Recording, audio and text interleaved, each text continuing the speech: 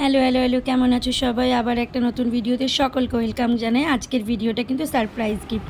সকাল সকাল ঘুম থেকে উঠে কার না ভালো লাগে বলো এরকম সারপ্রাইজ গিফট দেখতে? তো সেরকমই ব্যাপার, একটা সারপ্রাইজ গিফট কিন্তু চলে এসেছে। সেটা শুধুমাত্র আমার জন্য নয়, ছেলের জন্যই বলতে পারো। যদিও বা ছেলে মোবাইলটা ভেঙে ফেলেছে বলেই এসেছে, আর মোবাইলটা আমার ভীষণভাবে দরকার। তোমরা তো সকলে জানো জুয়েলারির লাইফ করতে গেলে এটাই সব থেকে প্রয়োজনীয় জিনিস, আর সেটাই কিন্তু ছেলে ভেঙে ফেলেছিল ঠিক নীল ষষ্ঠীর দিন।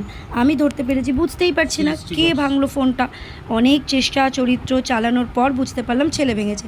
তো যাই হোক, একদম মোবাইলটা চলে এসেছে। আর রাত্রেবেলায় না মাকে বলে রেখেছিলাম যে মা আমি সকালে কিন্তু উঠেই পান্তা ভাত খাবো। তো পান্তা ভাতটা ব্রেকফাস্ট করবো পান্তা ভাতের সাথে, সেটা বড়া ভাজা দিয়ে।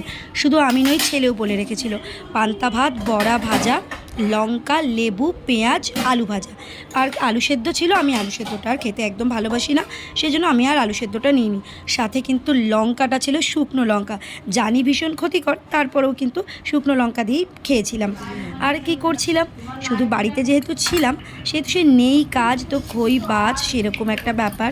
একটা প্যাক তৈরি করে নিলাম, টক দই, কফি আর পেস্ট, এই তিনটে উপকরণ দিয়ে। তারপরে জ্ঞানদা বুড়ো দেখো কি বলছে, জ্ঞান দিচ্ছে। গরমকালে এই প্যাকটা সবাই বাড়িতে বানাবে,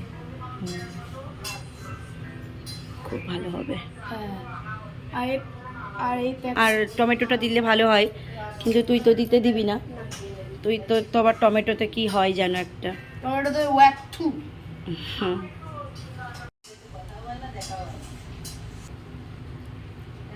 ছেলের মুখে মাখালাম, তারপরে নিজের মুখে একটু অ্যাপ্লাই করে নিলাম। তোমরাও কিন্তু দেখতে পারো প্যাকটা ইউজ করে। এটা করে ভাবলাম কি করি, মুখে একটু প্যাকটাও লাগানো রয়েছে। ছাদে চলে গেলাম, ভীষণ প্রিয় জিনিস একটা রয়েছে, সেটা একটু শেয়ার করি তোমাদের সাথে।